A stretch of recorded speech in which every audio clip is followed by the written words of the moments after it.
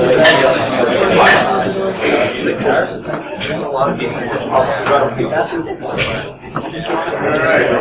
this is the last call. If you have not received a raffle ticket, please raise your hand. Got extras? Yeah. That's the second one. I still won't win. Alright. Can't win, you're going to have a ticket. Can't lose mine. Alright, once again, thank everyone for coming out. Once again, this is one of our largest BSides. It was a great event. We have a lot of good speakers this year, a lot of new ones, a lot of familiar faces, and a lot of familiar faces in the audience too. So I'd like to thank everyone for coming out. I also like to thank our great team of volunteers. Again, you know me as Derek, the all black guy who come up here and tell jokes every year. But you don't know our other team that helps out, such as Roy Brown.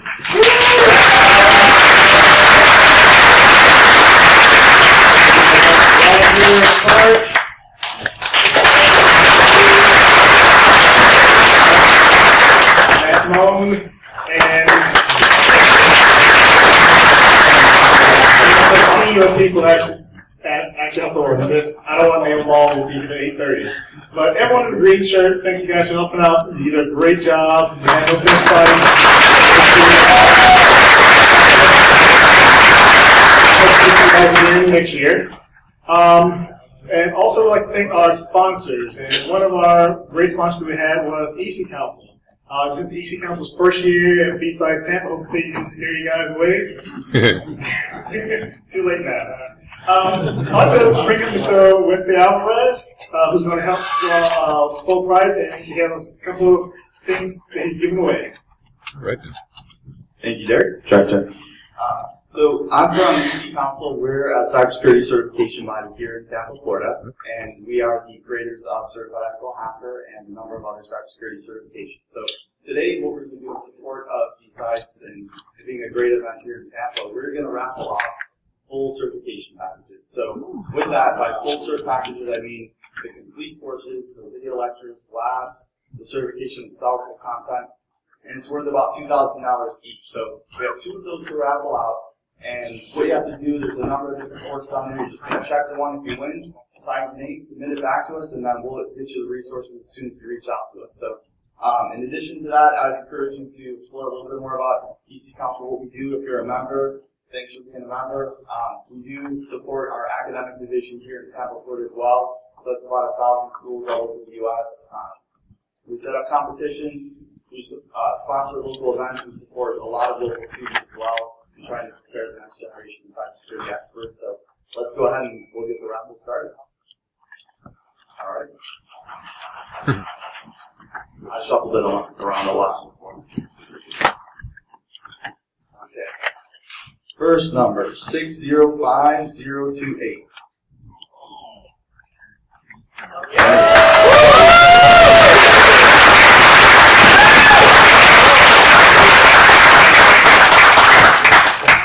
Congratulations. Good price. So on that form, like I said, you're just going to be able to check whichever course you're interested in taking, submit that back to us, and we'll get you set up with the resources. Congrats.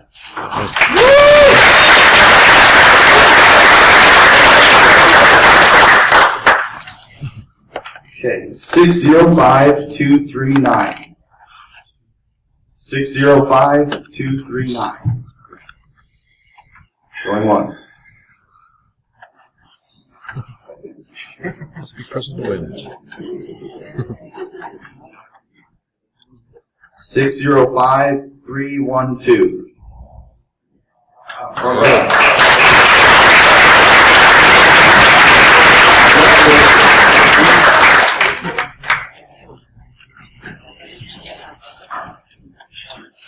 All right, so next prizes are a Wi-Fi pineapple and a sticker. 605391. 605391.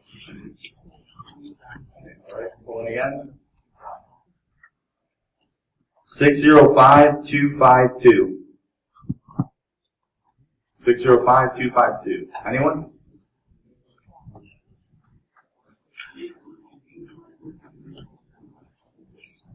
Six 381. 381.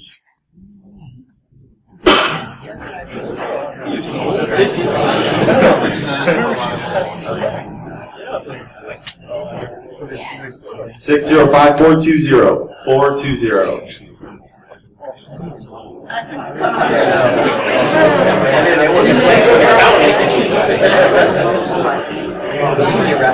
Three 316. 605316. There we go.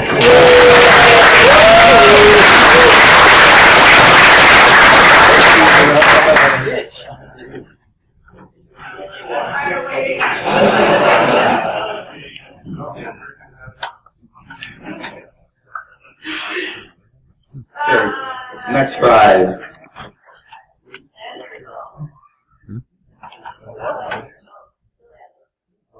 Excellent. 430. 605430. Someone in the back?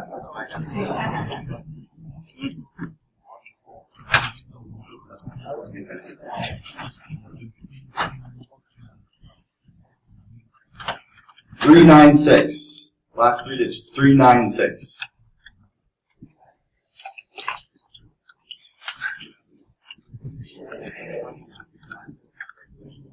Zero 62.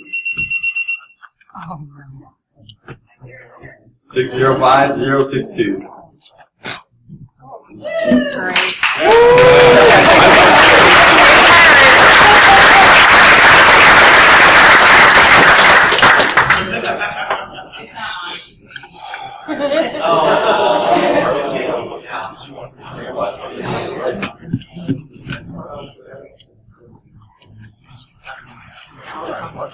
Next prize.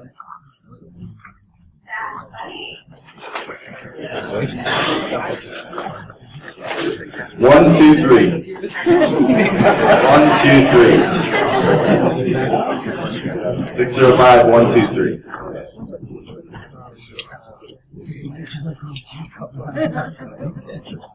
357. 605357.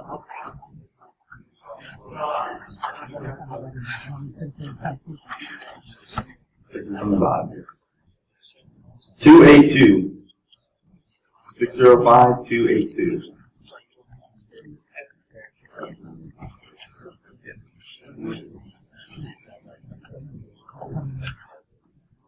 605355.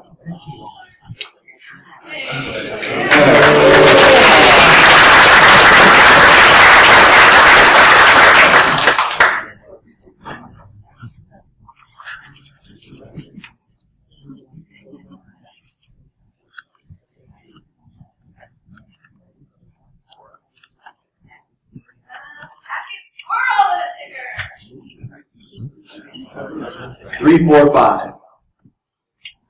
605345. Packet squirrel on a sticker.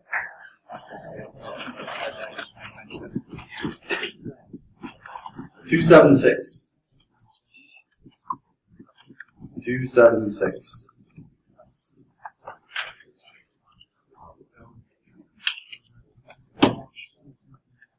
020. 605020. Right.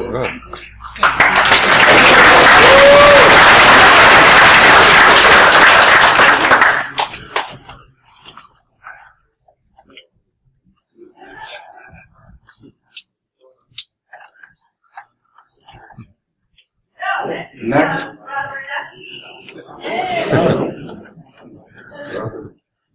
One 59. 605159.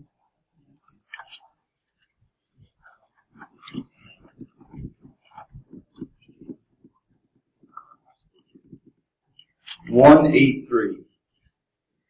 183.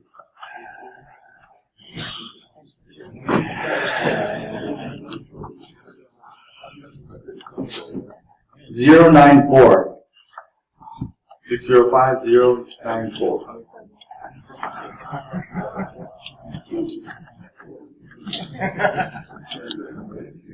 Uh-oh.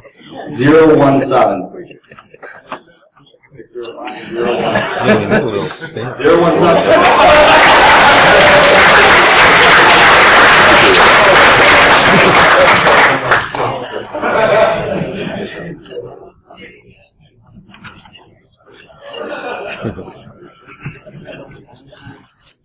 Next up, a brand new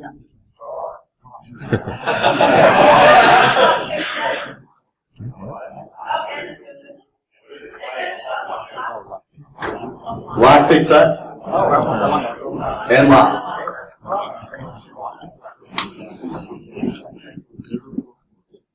Two 605-272. 354. Bingo. Bingo.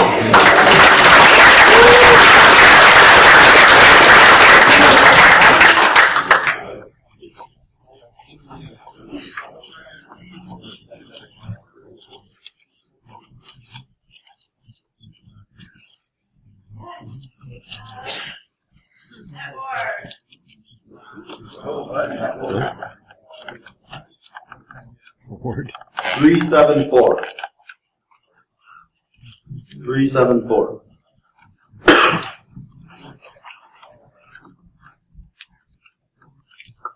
143. 143.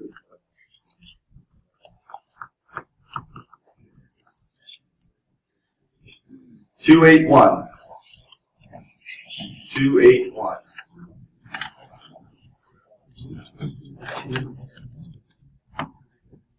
361. 361.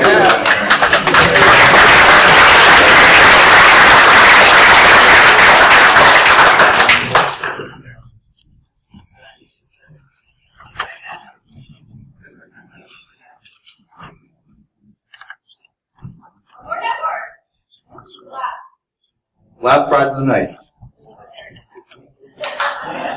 With Derek Simon.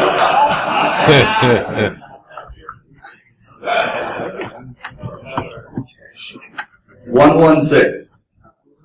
116.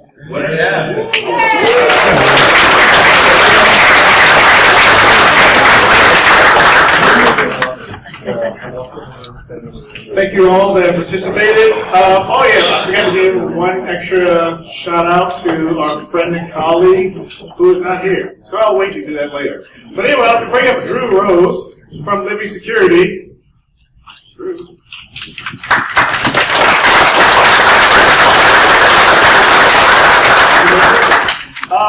We actually sponsored the escape room today, and we have a special award for the team that actually completed it the quickest. I'm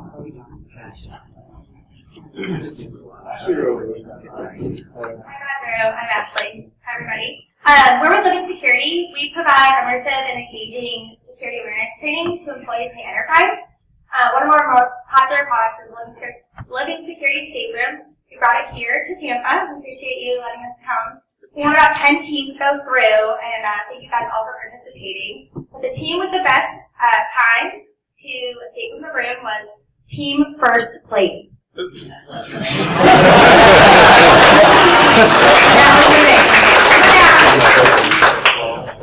we go. Couple representatives.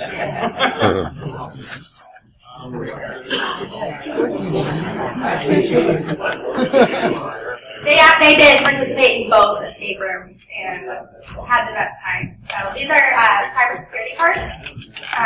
It's a really fun card game that we developed. Yeah, we're here to see me. How many minutes did you Thank you for having us.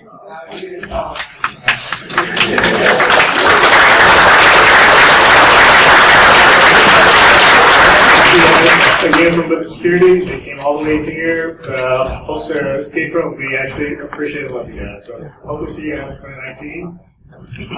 Also, like to thank Mick Wise for and Augusta Locksport for hosting the Lockpick Village. hopefully everyone has got a chance to do the ice challenge. If you did, don't worry, the blood will come back to your fingers. It's not going to take long.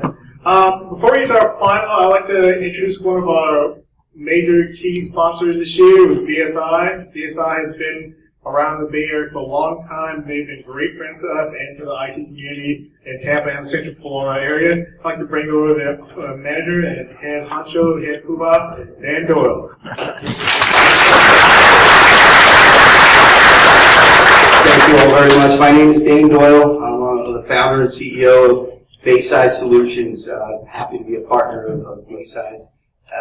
Did everyone here have a good day? Really good day. So I met a lot of really good people, so I'm really happy to be a part of it.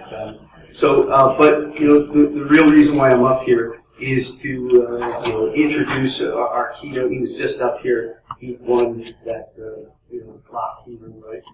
Greg, and I've been butchering his last name, so everyone should know him by Mob Man, right? Greg. It's an easy job giving him an introduction because I'm telling you, you're going to be glad that you stuck around. This is a substantive individual, and I think, I got to know him just a little bit today, but he seems like a really fun guy too. So, he's got patents. I have to look at some of this stuff because I can't remember all of it. If I went on, it would take me probably 10 minutes, right? So I'm going to try to just tell you some of the things about it. He's original author of Sub 7, the remote administration tool.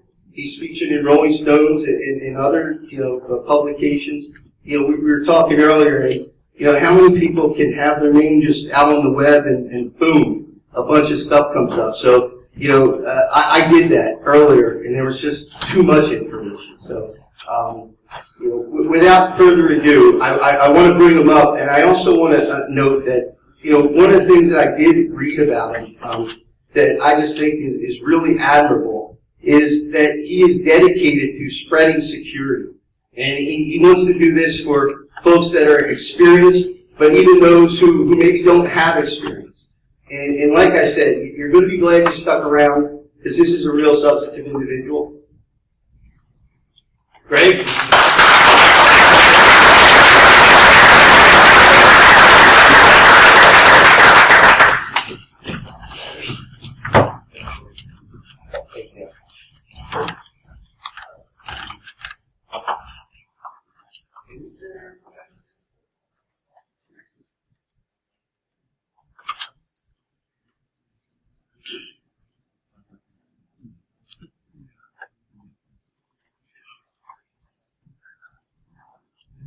Over here. Anybody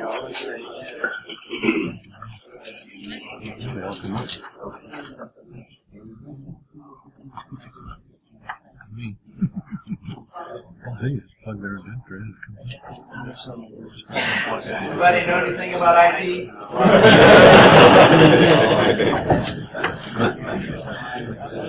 I just want to say first, thanks for coming out here to BSides Tampa. This is my first time at BSides Tampa. I was actually born and raised here in Tampa, so it's kind of cool to come back and see the city and see how much it changed over the years. I'm in Huntsville, Alabama now. It's called Rocket City. And there's NASA, Boeing, Raytheon, Keynote, you name it, come away. There we have competitions like Cyber Cup, National Cyber Summit, CTF, and the second place there because we don't know to Keynote.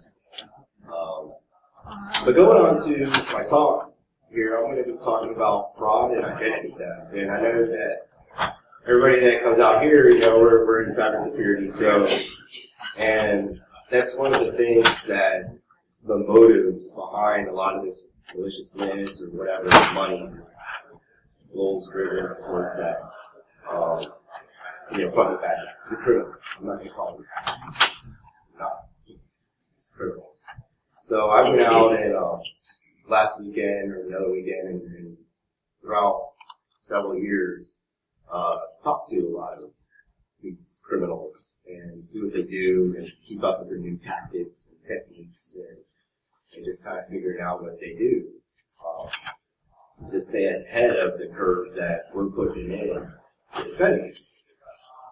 And so it's kind of fun hanging out with these games like Bloods and stuff, you know, and Ghetto, hanging out with these guys, and they're flying in like little computer nerd dudes from all over the country to take courses and lessons on how to steal people's credit cards, use it to get money, and all these things. So I met a buddy of mine several years ago, and kind of got divorced and stuff, so he's like over at the dark side now and training these people. And I'm like, well, let me come hang out with you and see what you're training them and what they're learning. So this is some stuff about that, and then I'm also going to talk about some of the experiences that I had trying to turn in these people. I'm calling up these or the credit card companies or any company and just tell them that, hey, you got a data breach, you got a problem, and you should probably do it and fix it. And then as for me, I don't know if half this stuff is legal or illegal or whatever. So, you know, I have ethics, so I never steal or use anything.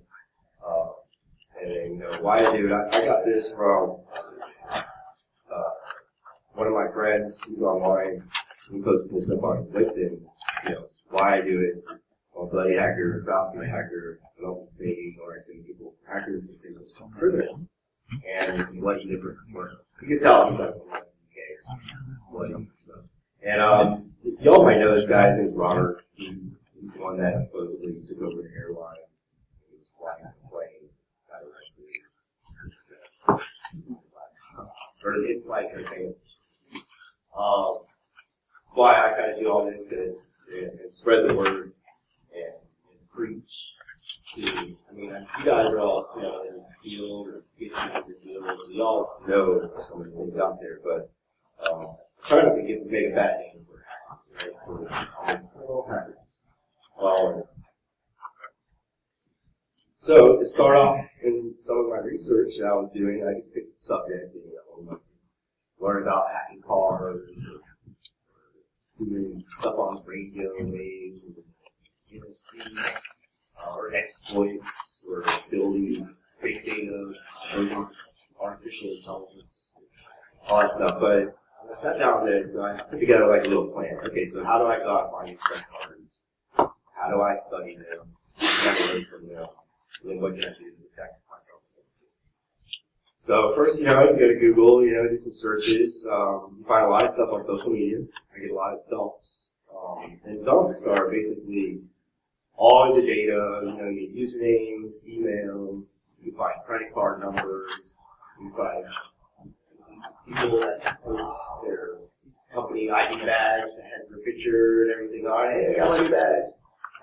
So social media is great. Facebook's, never heard of Facebook, look it up. GitHub's great, find a lot of code on there. Find a lot of code is Facebook automatically. IRC is another really great one of underground chats where you just get massive amount of dumps through there. And then obviously the dark web. It's kind of hard to find things on the dark web. So hopefully the free stuff is pretty cool.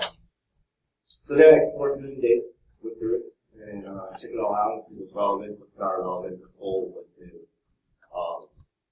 And then I'll even set up websites or IRC servers to try to track these criminals from the data that I found already. That's already been canceled, all this, but they'll be on there and you can try to get on it, but now you can track their IP address, my website, my server,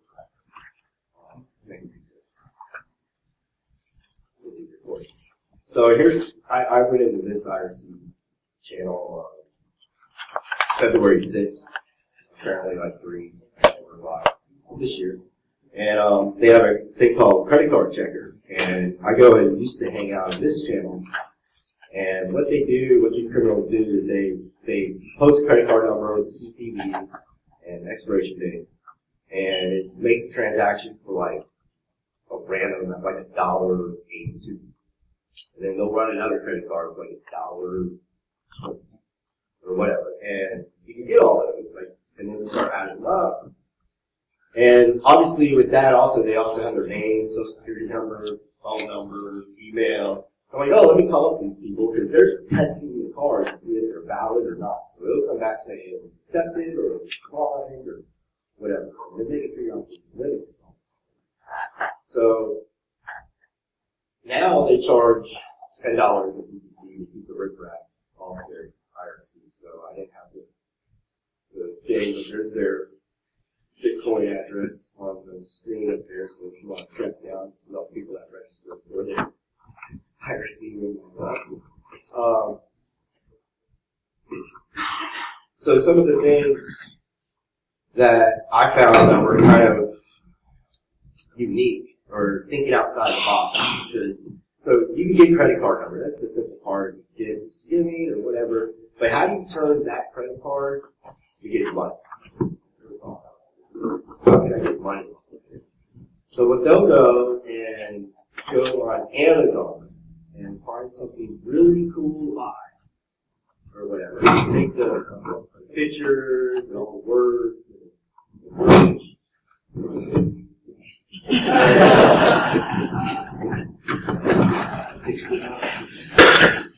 The ad, basically the ad to buy something, right? Amazon. And then they'll go over to eBay and post that same ad and as a sell. So then they'll find there's somebody will go on eBay and like, oh, I want to buy that. That's pretty cool. $400. They buy it. And then they get the eBay purchase order to come in. So then now they go over to Amazon, show a credit card, and buy the item, put it in their address, and have it sent to them. And now they have money from eBay, and the seller or the buyer is getting the product or whatnot too. And I just learned, because I got an email, somebody sent me a link the other day, and I don't think it's appropriate to pull up, but now the testing the credit cards also, they're going on Amazon and buying sex toys apparently for random people. Just have them mailed out. So get one of the mail. It's like a big thing. Like it made the news. Like yesterday, they're like people are overwhelmingly getting toys in the mail. And I'm like, huh? Because they were just telling me that they're good and they're bored and they're waiting on hold when they're calling Capital One or Bank of America or whatever to get themselves added to somebody else's card. Wherever they do lots of social engineering. It's kind of funny to hear these guys talk on the phone on them when they got, some ghetto voices and weird speaking like. But they sit there and order, like, oh, we go order some that. So, other things, how they can get accounts, like people, like your social security numbers. They'll put up ads on Craigslist, like, hey, we're hired, or make $100 an hour, do this, and then, set up an application or whatnot, and then on the application, it's like, oh, yeah, that's social security number and all this. So be careful of when you apply for it, look at jobs, if you look at the job in here, do background on your company before you apply, because it might be somebody out there just trying to steal your identity. So in those chat rooms, I'll find those things. It has the names, and I'll call them up, or I'll call up Visa or the bank. And some of the calls, I have recordings of them because it takes about 20 minutes for them to pick up, and then after that, you type in the card or whatever. You talk to some lady like, all right, here's the card number, here's the expiration date, here's the CVV, here's their address, here's the name, and then they ask. And try not to curse. That they ask, well, is it your card? And I'm like, no, I'm just calling to report it stolen. And so you deactivate it before it starts getting used. And they're like, well, you can't deactivate it because it's not your card. You gotta be the account holder. And just because, it doesn't mean that it's been stolen or anything. I'm like, really? Because I just told you all the numbers. It seems like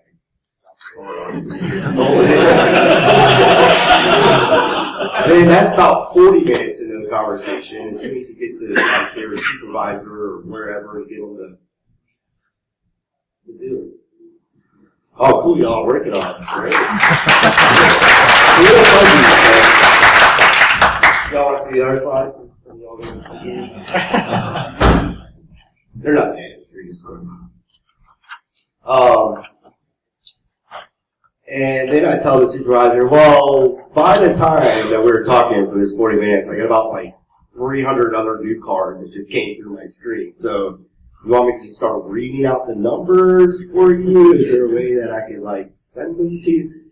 An FBI agent I was speaking with, he told me that I'm only allowed to have, I think, 12 on my person or on my computer or translate at one time, 12 credit card numbers. So I told him, well, I have to split it up. This is the law. You only have 12 stolen credit cards. So, I was demoing it out. When I was in CBS News for it, when they were recording me down in Miami, they had to like black it out. They could only show so many. And it was wrong. And I think, it was the thing. So, and they're like, no, there's no way for us to accept bulk amount of credit cards if it's stolen or whatnot. They cancel. And I'm like, okay, that's $3. That's like $1 million company. On the way to tell you how you're using $1 million. It's great.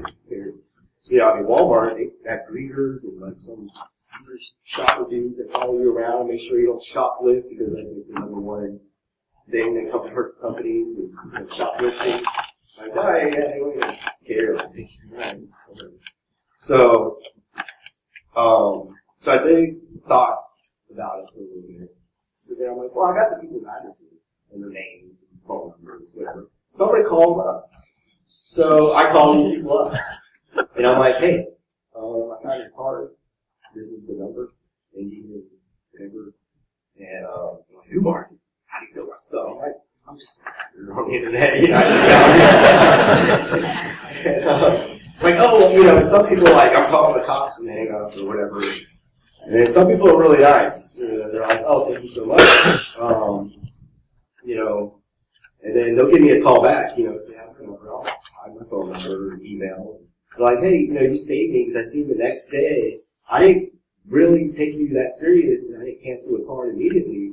But the next day I started seeing my transactions for like thousands of dollars in my bank and then obviously I closed it. But you contacted me and discovered that my card was stolen before the bank discovered it.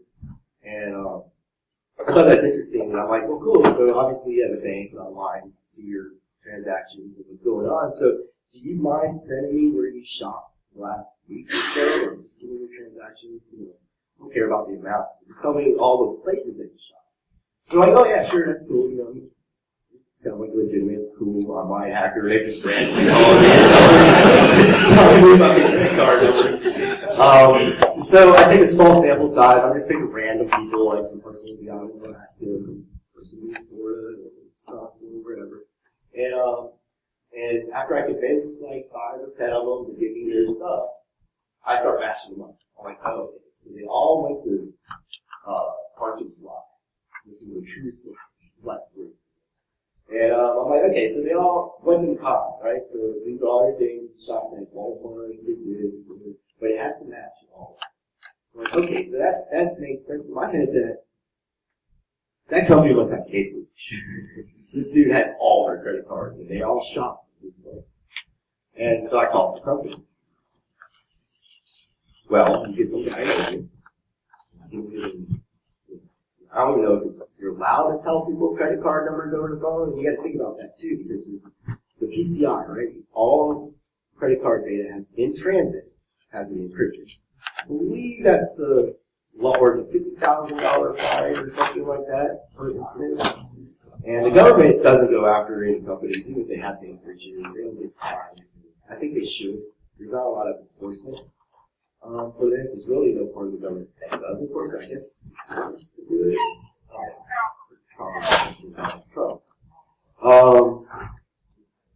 So I called the company, and it's like pulling my hair out, trying to tell them that they have the data breach. And eventually, I get to like the IT guy, maybe runs the database. I'll send you some cards, you can match them up with your database, see if you have them.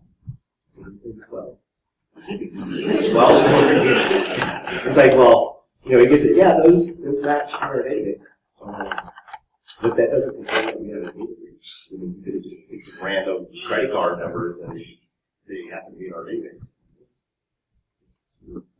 So then, like, 6 or 7 months later, you see them now saying, "Oh, we had a data breach like a year ago.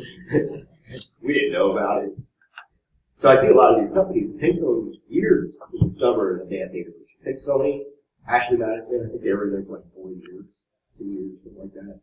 And I don't know how much data was from the Sony thing, like terabytes, like 50 terabytes or something. I don't know how fast y'all's internet is. I got even fiber. My place, but it's going to take me longer than a day to download 50 terabytes. So what are they doing all day? So on this, so let's talk about some of the other things. The shoplifting, fraud. So IRS, yes, this is where some really good money is. So when you get somebody's identity, their social security number, they've been doing credit repairs also. They'll fix somebody's credit, which is nice 790 something score, and take out like $30,000 credit limit and go buy homes. But businesses now, they start building fake businesses. They'll go, well, it's not really fake. They actually have the business identification number, bidding and stuff. And they'll file people's taxes within that company and get reimbursed on their stuff and say that that person worked here and pay them like $50,000 that year or whatever. And the government will pay them. And it's hilarious. And you ever try fixing that? I've had this done to me. So I bring it up because a company actually filed twice and say that made X amount of amount. It was like $37,000, 972.51 for that year. And they filed it twice. So it showed that I made $60-something thousand and something next year.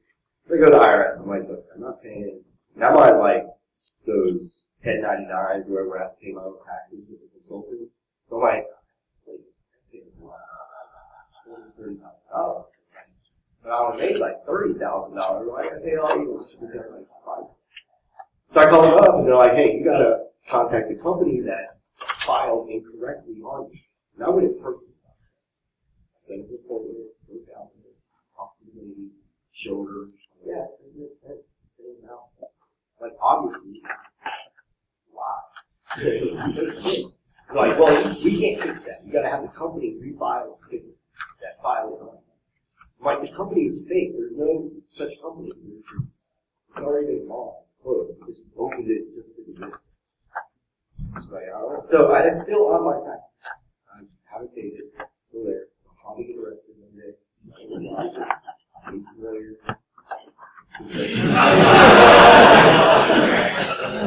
I go to tax attorneys or whatnot. They don't want to touch it. They're like, there's really nothing to do. It's too long. I noticed it on my tax. Actually, it happened 5 or 6 years ago or something like that. No, 8 years ago. And it's still on my taxes. 8 years. And they're like, well, just wait 10 years. And if they don't collect the money from the IRS, they can pay it. So, a couple more years. So I asked these members of the blood, their gang, well, how can you send somebody to jail? Because I'm like, I could probably go to jail because I didn't pay the tax, right? So I'm like, what other things can they do to steal my identities to put you in jail? So they're like, oh my gosh. So they all drive really nice cars that they rent from like Enterprise or wherever, using these stolen credit cards. Oh, they make fake IDs with the pictures. It's really good. They set up, or I forget, they set up these things called CPN, credit privacy numbers, something from 1979 or 78. It's something that's supposed to be more secure than your social security number. It's a backup from something, and you can activate it by calling the government and get a whole credit line just on your CPN. So they sit there all day making credit underneath your credit as a new credit, and you don't even know that it exists. With that said, they go out and rent that. And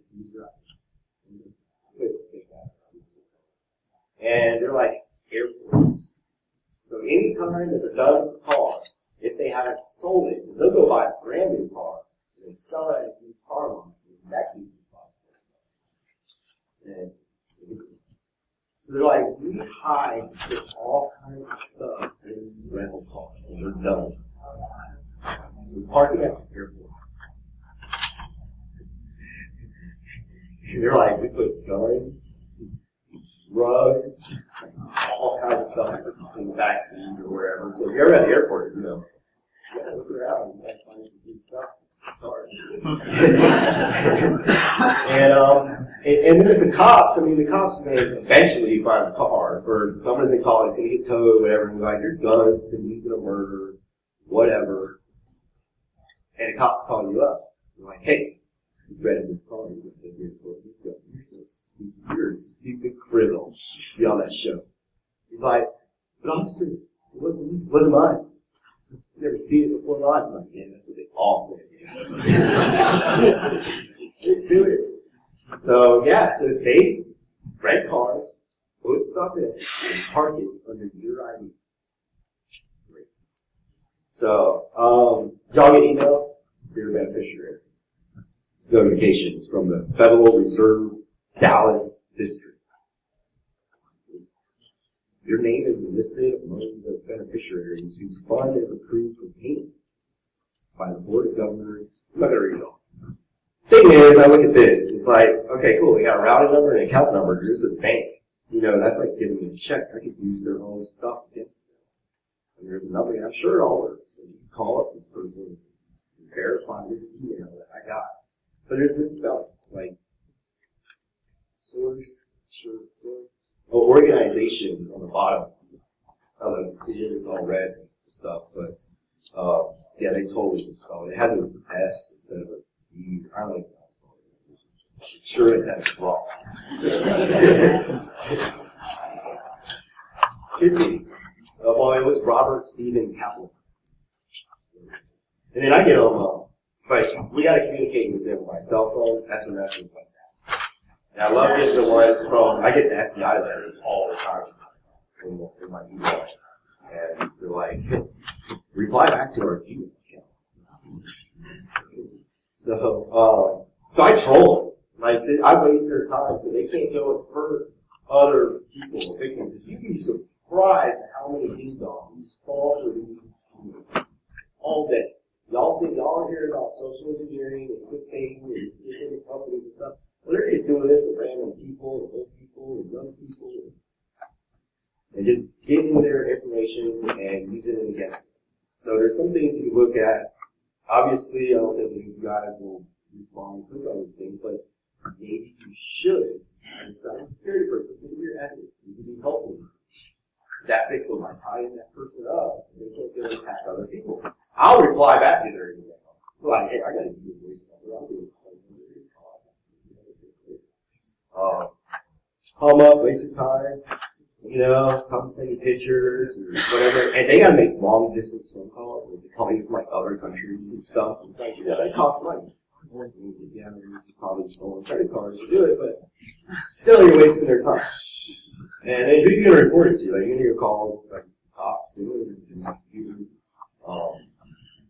you know, it's horrible to report, and like I said, there's really no, it's like a victimless crime also, stealing credit cards, and it's hard to prosecute. Because I asked them, I work with that guy, and they're like, oh, it's hard to prosecute because we need somebody to file the report. And something has to be lost or tied or something like that because it was stolen. And technically nobody's losing their money. See, I mean, I don't know if y'all ever had like a charge coming on your car and you're like, hey, do that. You just call the bank and you're like, oh, we'll remove it off your bank. Don't worry about it. Here's the money back. And in the bank, they write it off to the government. It's like, oh yeah, y'all are friendly insured back. And you just here's the money back. Who's missing out? I don't know who's losing money. Maybe it's Donald Trump. I don't know. But somebody's definitely losing money, and especially when you buy and sell stuff online and they scam you and you don't get the product. Somebody sent the product, but then they had a refund back on your credit card, and then now they lost the money. They bought. You know, people are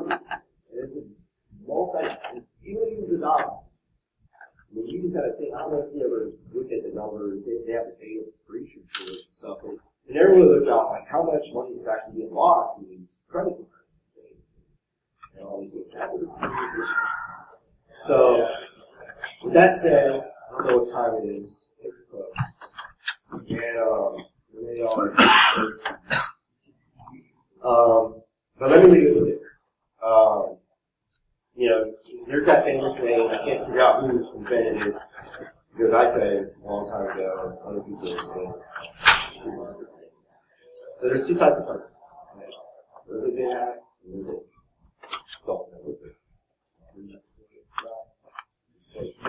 I also say credit cards, so, treat all your data, if you become an industry, cybersecurity, whatever, any company, I'm sure you deal with some kind of, even if you got employees at your company, you got their social security numbers. If you sell stuff, you got credit cards. You're storing something at your company that has to do with, fraud, identity theft, and all this stuff. So treat all the data that can be used as your own. Like, what if it was your stuff? How would you treat it? And even when I make calls, like to the bank, you know what? You need to tell them my credit card number. I tell them no. I'm like, look, I can't. It's against the law. You're asking me to break the law. It's not encrypted. You might call it. I got a hack RF board over there. You can listen to your phone calls. You go put up a little tower, and it's been done. So no, stop doing it. Tell everybody else. Stop doing it. Treat the data as well. Put some honeypots out there. I put, like I said, I got some fake websites out there that I'm attracting these carders and these fraud people to come and spend time on my site. Put things out there. Emails and stay on the curve and learn about all the new tactics and techniques and stuff that these people are doing, and learn about the seriousness of the problem so that we can stop it. How do you go?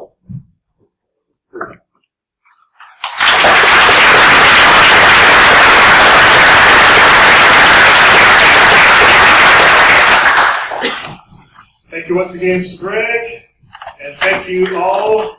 Let's give Greg another round of applause.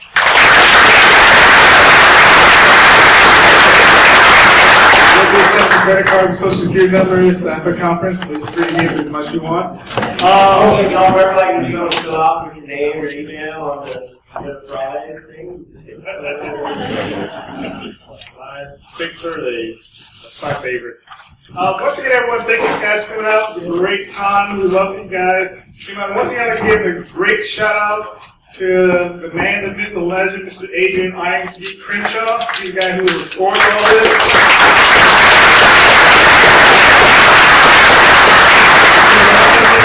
Bottom glass of me, thank you for it. Chase R, Greg, Content, Ario on YouTube right now. Thanks for the hard work of Adrian, who we definitely appreciate. And thank you guys for coming out, and we'll see you guys next year.